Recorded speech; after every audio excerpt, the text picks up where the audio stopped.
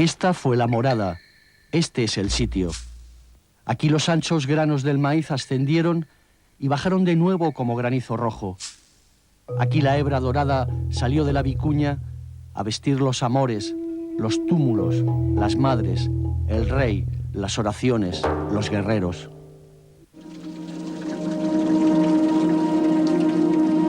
Pablo Neruda escribió este poema dedicado a Machu Picchu en el verano de 1946. Hoy, en los comienzos del siglo XXI, los peruanos siguen creyendo que en este lugar sagrado viven atrapados los espíritus de sus antepasados. Su historia está grabada en su propia belleza. Esta ciudad no dice su pasado, lo contiene como las líneas de una mano, escrito en las esquinas de sus calles, en los quicios de sus ventanas, en las piedras de sus muros, en los espacios de sus templos, en la grandeza de sus ruinas. En este lugar es fácil sentir el clamor del pasado y comprender por qué los incas decidieron ocuparlo y poblarlo. Tal vez no resulte tan fácil comprender por qué con el paso de los siglos sus descendientes fueron emigrando de las fértiles tierras del Valle Sagrado entre Cuzco y Machu Picchu, dejando atrás el río Urubamba en la búsqueda de un nuevo lugar donde vivir. Su objetivo era cambiar la pesada carga del campesino por cualquier liviano oficio urbano que les reporte más plata.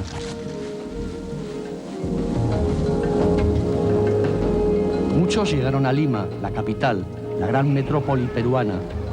Allí se juntaron con miles de familias que sobrevivieron al terremoto de la Sierra de Huaylas en 1970, donde murieron más de 60.000 personas. Este flujo migratorio convirtió a Lima en la década de los 70 en una ciudad con una amplia periferia habitada por miles de familias desesperadas por la pobreza y la miseria.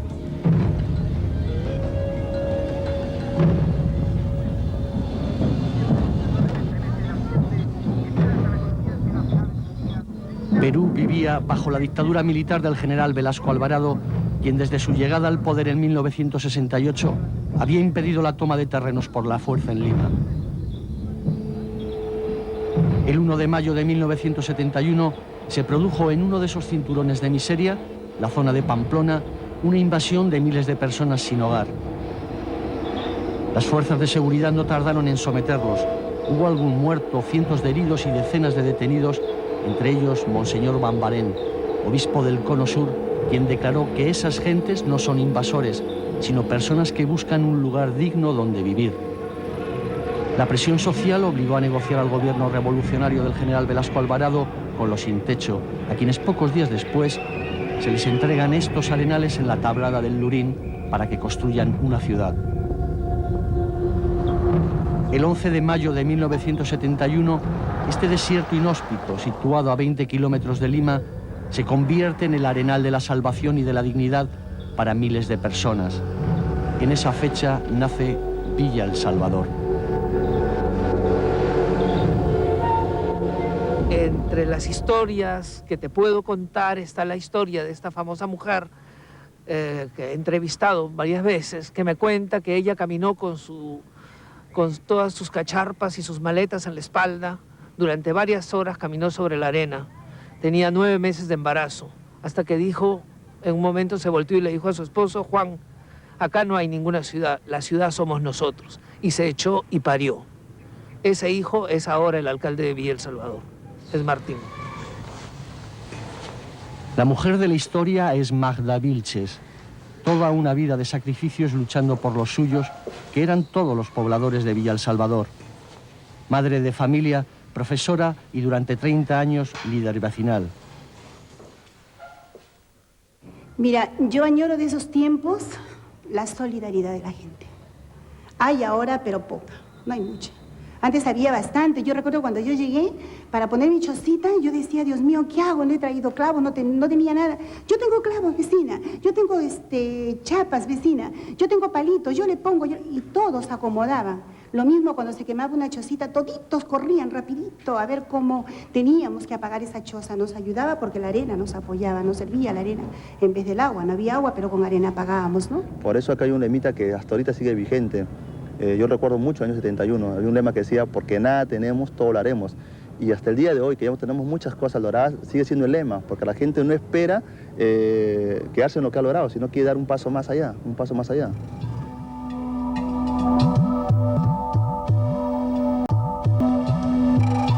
La historia de Magda y Martín es la de muchas otras familias que se encontraron en Villa El Salvador. No tenían nada y querían hacerlo todo. 31 años después, esta ciudad se ha convertido para las 400.000 personas que la habitan en la morada, en el sitio del que habla Neruda en su poema Machu Picchu.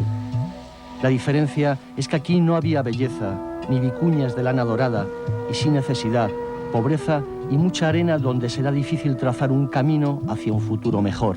Quisiera cruzar el río, quisiera cruzar el río, sin que la arena me sienta.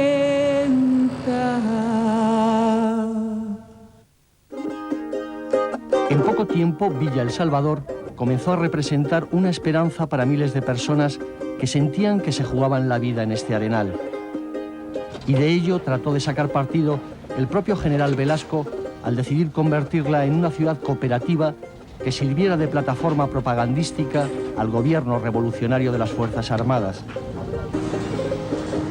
En 1973, en una gigantesca convención de los pobladores, quienes deciden su tipo de organización, nace la primera comunidad urbana autónoma autogestionaria del mundo, la CUABES, con la que se buscaba formar una ciudad satélite que desarrollara la zona sur de Lima. Era un espíritu lanzado al futuro, de crear, había una conciencia de intentar que Villa El Salvador no fuera una barriada más de Lima o de América Latina, ¿no? Sino con un gran sueño construir una ciudad autogestionaria, siempre nos hemos llamado una comunidad autogestionaria, donde realmente en su momento tenga de todo. Esa era la idea, ¿no? Que no fuera una ciudad dormitorio, sino que tuviésemos... Las primeras construcciones fueron de estera, cartón y chapa. La urbanización de los arenales de Villa El Salvador se estructuró sobre 40 kilómetros cuadrados de extensión en una base modular consistente en la reunión de 16 manzanas iguales, que contenían 24 lotes semejantes alrededor de un área libre destinada a infraestructura comunal. Los grupos residenciales albergan a 384 familias y la reunión de 24 grupos forman un sector. La particularidad es que, como ustedes lo pueden ver, no hay nada y hay mucho al mismo tiempo. Hay una seguridad de ser ciudadanos, hay una seguridad de que va a haber un futuro, y eso lo puedes ver en los techos de las casas construidas. En todos los techos de las casas están los fierros para el piso superior, que no lo hará el propio vecino, lo hará su hijo, lo hará su nieto, pero todos tienen como plan seguir creciendo, seguir implantándose y seguir desarrollando en Villa El Salvador.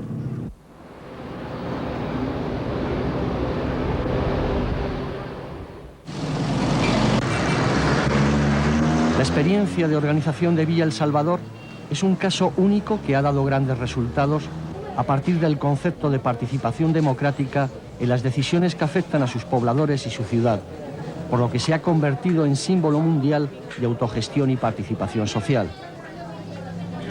Villa tiene una organización comunal fuertemente estructurada y centralizada desde y hacia sus bases. Con la creación en 1973 de la CUABES, máxima organización de la comunidad que dirige el conjunto de sectores y grupos, se planteó la necesidad de que el suelo fuera un bien que expresara la solidaridad de sus habitantes.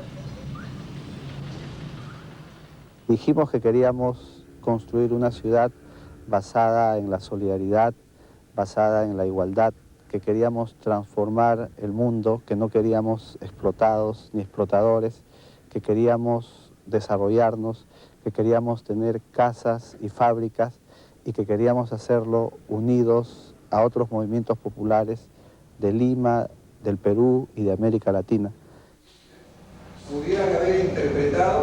En la Agencia de Desarrollo Municipal número 4 del Gobierno local están reunidos los representantes vecinales del territorio 1. Son los portavoces de 70.000 vecinos. debaten el presupuesto participativo, es decir, en qué se va a gastar el dinero público. Ellos expresan las prioridades de los vecinos que previamente han decidido en asambleas y cómo se va a repartir el presupuesto municipal que tiene asignado el territorio. Cuando haya consenso por mayoría, será el ayuntamiento el encargado de ejecutar las prioridades vecinales. Este sistema es una de las claves en el desarrollo de Villa El Salvador y en el que los ciudadanos confían hasta el punto de definirlo como un árbol bien plantado que va a seguir dando sus frutos. Pasarán las autoridades municipales, pero no el mensaje y la decisión del pueblo. Estamos convencidos, si hay un alcalde que quiere desviar este proceso, pues va a tener el rechazo de la comunidad. Nosotros entendemos que solo con este proceso es que Villa El Salvador va a ir mejorando, porque no es el alcalde quien impone la obra, sino es el poblador quien pide su obra de acuerdo a su condición, de cómo mejorar sus condiciones de vida.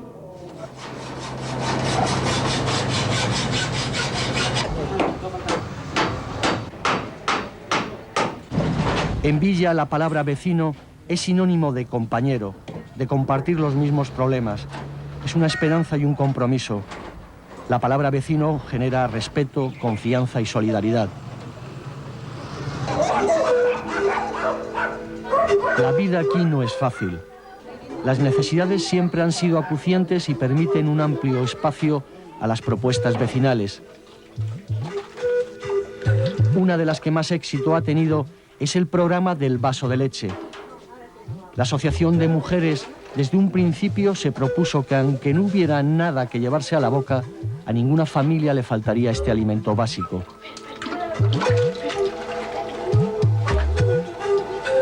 El vaso de leche tuvo tanta aceptación que ayudó a crear el primer censo de Villa El Salvador. El ingenio ayudó, pero la tenacidad y la organización hicieron que los villeros pusieran en pie sus propias instituciones e hicieran funcionar los servicios. Crearon sus propias escuelas, mercados, bibliotecas y centros de atención social y sanitaria. Plantaron 500.000 de árboles para dar vida a las arenas yermas y mantienen en funcionamiento más de 300 comedores populares administrados por la Asociación de Mujeres. Humildes cocinas como esta del comedor popular Las Estrellas, situadas en domicilios particulares, proporcionan alimentos a las familias más necesitadas, conjugando el esfuerzo propio con las limosnas oficiales y la caridad institucional. Nosotros trabajamos para la comunidad porque la necesidad es muy crítico. Ahorita más que nunca no hay trabajo, mucha necesidad y tenemos que tratar de trabajar para la comunidad, con la gente más pobre, más humilde. Muchos, a nivel de Villa El Salvador hay gente necesitada, madres solteras y con bastante necesidad que pasan la comunidad. Por eso lo que trabajamos para ellos, ayudarle. Y si no fuera los comederos ahora, de repente sabe Dios cómo estuviera la humanidad del Villa El Salvador.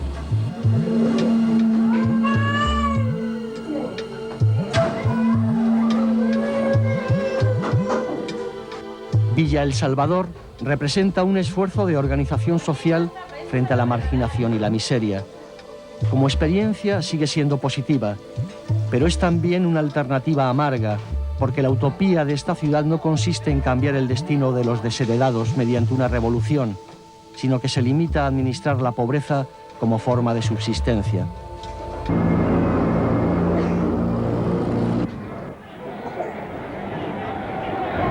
El 5 de febrero de 1985, el Papa Juan Pablo II llega a Villa El Salvador.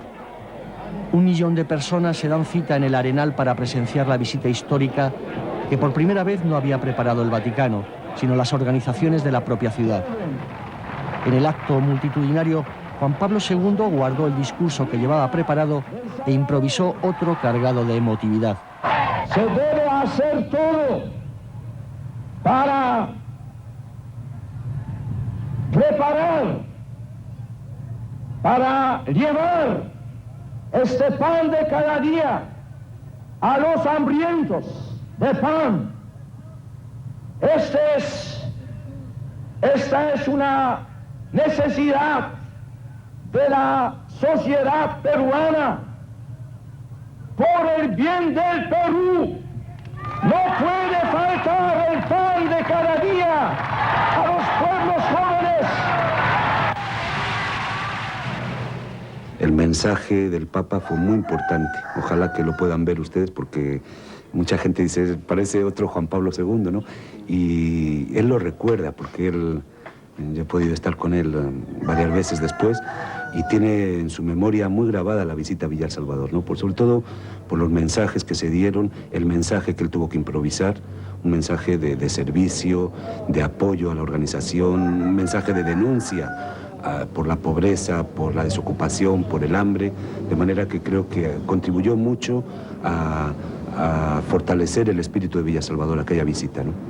Conceder el Premio Príncipe de Asturias de la Concordia 1987 a la comunidad situada en el Perú, en las cercanías de Lima, denominada Villa El Salvador. Este premio también es novedad de este año, premio con carácter universal. El 15 de mayo de 1987, Villa El Salvador obtiene el Premio Príncipe de Asturias de la Concordia y la Libertad. Un hecho histórico para una comunidad a la que se reconoce internacionalmente su esfuerzo y su lucha por vivir dignamente. Este premio fue clave para la historia y el desarrollo de la ciudad. Villa, cuando niño yo recuerdo, eras pobre, triste y sin luz. Villa, cuando niño yo recuerdo, eras pobre, triste y sin luz. Y ahora todo el pueblo lo comenta al ver tus calles lindas llenas de juventud. Y ahora todo el pueblo lo comenta al ver tus calles lindas llenas de juventud. En Villa yo nací, en Villa me crié, en Villa yo estudié, en Villa debo morir. El día en que yo me muera y me lleven a enterrar, saldré de mi sepultura y por mi villa correría. En Villa yo nací, en Villa me crié, en Villa... Después del Premio Príncipe de Asturias, la identidad de todos los villeros quedó reafirmada con la Medalla de la Paz de las Naciones Unidas y con los premios internacionales por los derechos humanos y Mundial de la Solidaridad. Pero hubo quienes no quisieron aceptar el triunfo de la comunidad frente a la pobreza y Villa El Salvador comenzó a estar en el punto de mira de Sendero Luminoso. Para la guerrilla ultraizquierdista peruana, esta experiencia de gestión popular es una peligrosa evidencia de que existen otros caminos distintos al de la rebelión armada.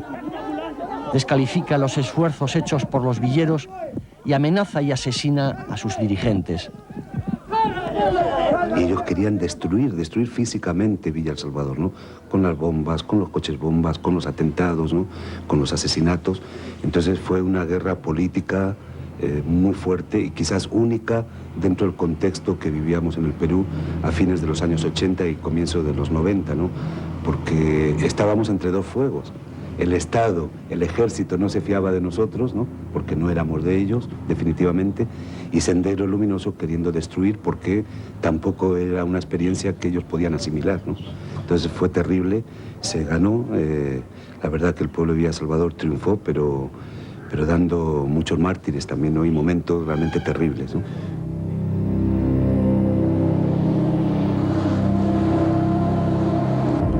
En este cementerio están las sepulturas de la familia Pantigoso, de Rolando Galindo y de María Elena Moyano, mártires de Villa, asesinados por Sendero Luminoso por su defensa de la paz y de la justicia social. Sus sepulturas también han sido dinamitadas en varias ocasiones en un intento de liquidar los símbolos de lo que ha sido el movimiento vecinal en Perú. Especial importancia tuvo el asesinato de María Elena Moyano por lo que representaba, por su liderazgo como presidenta de la Federación Popular de Mujeres. Que no vamos a terminar con nuestra lucha frente al terror, compañeras. Estas imágenes fueron grabadas pocos días antes de su asesinato, el 15 de febrero de 1992, el día más triste en la historia de Villa El Salvador. Que discutan, que debatan, compañeras, pero que no amenacen dirigentes, porque si se toca una sola dirigente, compañeras, o un solo dirigente en Villa El Salvador, el pueblo de Villa El Salvador se va a levantar, compañeras. Nos levantaremos, compañeras, porque no tenemos miedo a nadie, compañeras. Estamos dispuestas a entregar nuestra vida, compañeras. María Elena Moyano fue asesinada y fue dinamitada. Su cuerpo fue volado en 1000 pedazos un 15 de febrero de 1992 por Sendero Luminoso.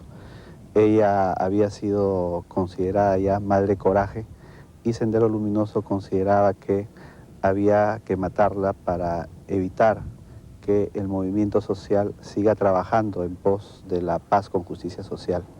Ella estuvo el día de su asesinato acompañada de su hijo, de su sobrino, y estaba rodeada de madres, de dirigentes del programa del vaso de leche.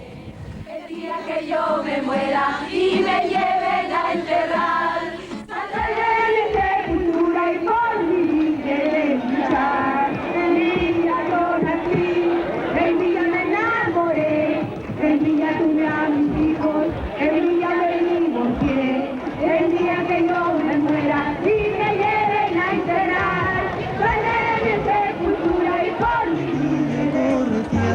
En Villa yo nací. Las cenizas de María Elena Moyano se esparcieron por los arenales de Villa El Salvador y comenzó el declive de Sendero Luminoso que ya había causado 30.000 muertos en Perú. Saldré de mi sepultura y por mi villa corretearé. Poco después asesinan al teniente alcalde Rolando Galindo y el 16 de junio de 1993 el blanco es Michel Azcueta, el objetivo más deseado de Abimael Guzmán, líder del grupo terrorista. Seguíamos como blanco de Sendero. Yo tuve primero un par de atentados acá en la casa, acá mismo, donde estamos, y luego el único sitio donde me podían agarrar era el colegio, porque yo inclusive siendo alcalde nunca dejé de enseñar. Me gusta la educación y seguíamos, entonces era el único lugar que tenía horario estable, porque lógico era dar las clases con los muchachos, y ahí fue el atentado a la puerta del colegio, ¿no? Solidaridad, esa ha sido la clave para levantar Villa El Salvador, y a ello han contribuido de una manera inestimable las mujeres. Organizadas en torno a una federación popular, están presentes en todas las actividades del Plan de Desarrollo Integral de la ciudad. Han creado numerosos programas y comités para trabajar en el desarrollo vecinal. Montan constantemente talleres para aprender oficios con el fin de producir y mejorar las condiciones de vida de sus familias y conquistar espacios desde donde luchar contra la discriminación. María Elena luchó por un ideal, por la paz, por la justicia, por mejorar la condición de vida de las mujeres. Y creo que ese ideal todos la percibimos. Nosotros seguiremos luchando por eso y creo que somos conscientes como dirigentes, estamos a expensas todos, pero creo que es más fuerte la lucha, es más fuerte vivir con dignidad y no caer de rodillas. El viento viene, el viento se va por la frontera. El viento viene, el viento se va. El hambre viene, el hombre se va sin más razón. El hambre viene, el hombre se va. Ruta Babilón. Por la carretera, por la carretera. En Villa, los mayores son los que más sufren los graves problemas económicos que tiene Perú. Las pensiones por jubilación no les llegan para vivir. Yo soy docente jubilado con el grado de director regional. Llevo 26 años de jubilado.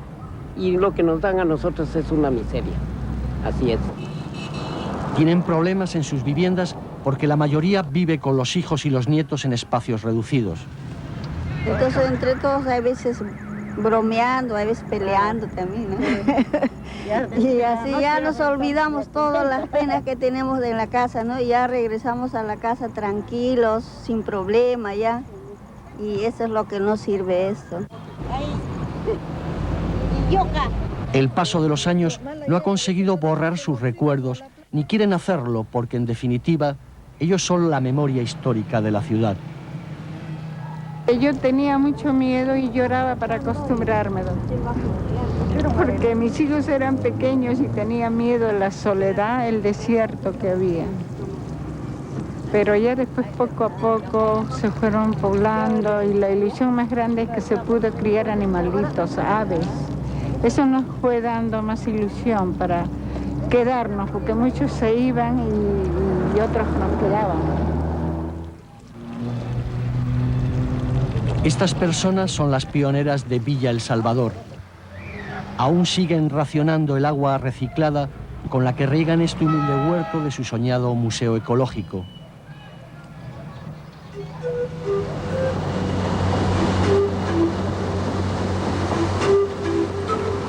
Este lugar es hoy lo que les une a sus raíces campesinas, a las sierras húmedas, a los verdes campos del interior, al maíz blanco y a la yuca, a las profundas calles y a las amplias plazas de sus pueblos, a las sólidas piedras y al agua de los valles andinos.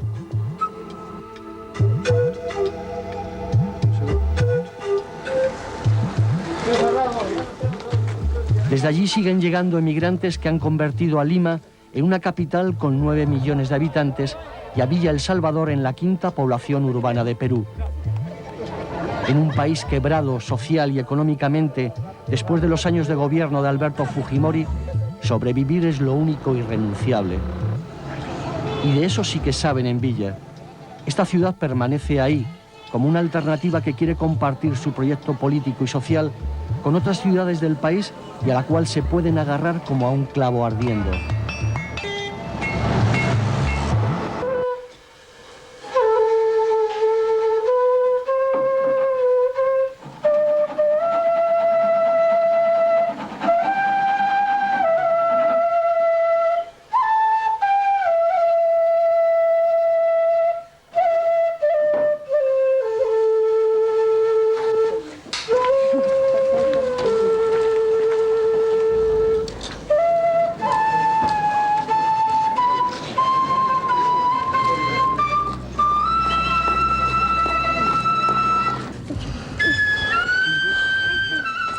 Perú tiene 23 millones de habitantes, de los cuales la mayoría son indios y mestizos.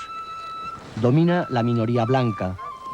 Según el ministro de Trabajo, hay un desempleo abierto de un 10%, cifra que no parece muy alta comparada con otros países de América Latina. Lo que sí es alto es el subempleo, con un 52% de la población que gana menos de $170 mensuales. Elmer Vázquez, hay muchos meses que no gana esa cantidad, y como él, muchos otros vecinos de Villa El Salvador. Desde su infancia había trabajado recolectando maíz y patatas en las laderas andinas de Lucre, cerca de Cuzco, y desde hace 10 años vive en Villa, donde nacieron sus 2 hijos. Flor Pérez ayuda a su marido en lo que puede en este improvisado foso en la arena, en donde arregla tubos de escape a los coches. Hay días que gana 20 soles, unos $6, y otros que no gana nada.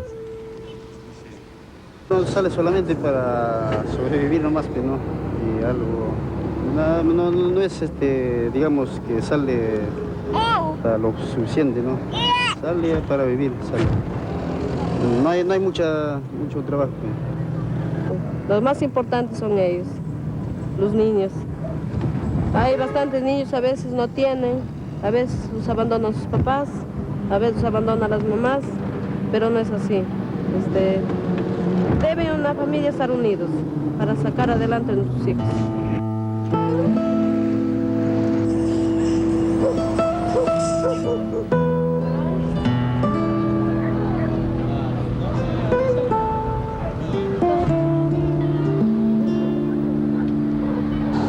Para sobrevivir se organizan los más diversos negocios y actividades. Se trabaja en lo que se puede, y se agudiza el ingenio para aprovechar cada oportunidad, porque el paro alcanza un 40% de los villeros. Clara Quispe tiene 3 hijos a sus 28 años y lleva 4 sin encontrar trabajo y sin poder añadir unos soles al sueldo de su marido, que por trabajar 12 horas diarias como transportista gana 135 euros al mes. La felicidad lo encontramos, amén, así con la humildad que vivimos, ¿no? Con mis hijos. Lo que nos falta aquí, pues, a mí en particular, ¿no? Nos falta trabajo. Eso es lo que más necesita uno, ¿no? El que trabaja es mi esposo solamente, yo no, porque a veces no hay, entonces tengo que dedicarme un poco a los chicos también, a la casa. En los últimos 31 años, esta ciudad ha sido una experiencia que no ha dejado de presionar a los diferentes gobiernos peruanos, sobre todo porque aquí el concepto de ciudadanía sobrepasa la militancia política. Es este un fenómeno que, por ejemplo, ha logrado que el nivel de delincuencia sea el más bajo de Perú, a pesar de no ver a un policía por la calle. Interesan los problemas del barrio, las necesidades de los vecinos, las preocupaciones de los jóvenes. Ese sentido de la ciudadanía les ha dado una identidad, la de ser de Villa El Salvador. Somos un grupo bien luchador y que tratamos de esforzarnos para lograr un objetivo común, como fue Villa en su tiempo, cuando fue un arenal y cuando fue todo, era un desierto, ¿no? Y la gente luchó, nuestros padres lucharon para hacer algo mejor en Villa. Y nosotros tenemos, como jóvenes, tenemos que mejorarlos un poquito más. Villa El Salvador nació bajo el lema "No tenemos nada, lo haremos todo". Sus fundadores están convencidos de que su ciudad no es fruto de la pobreza ni de la miseria. Para ellos, eso es un mito que hay que destruir. No es la necesidad, es una mística. Su riqueza son los objetivos que se proponen, es mirar hacia adelante. No es el pasado, sino el futuro. Cuando niño yo recuerdo, eras pobre. Igual que los incas hace siglos decidieron bordear el río Urubamba, atravesar la selva y subir hasta Machu Picchu para ocuparlo y poblarlo, creando allí su ciudadela, aún hoy muchos de sus descendientes salen del Valle Sagrado para cruzar la jungla urbana de Lima hasta llegar al desierto de la Tablada del Lurín y encontrar en Villa El Salvador su sitio, su morada. Ahora todo el pueblo lo comenta al ver tus calles lindas llenas de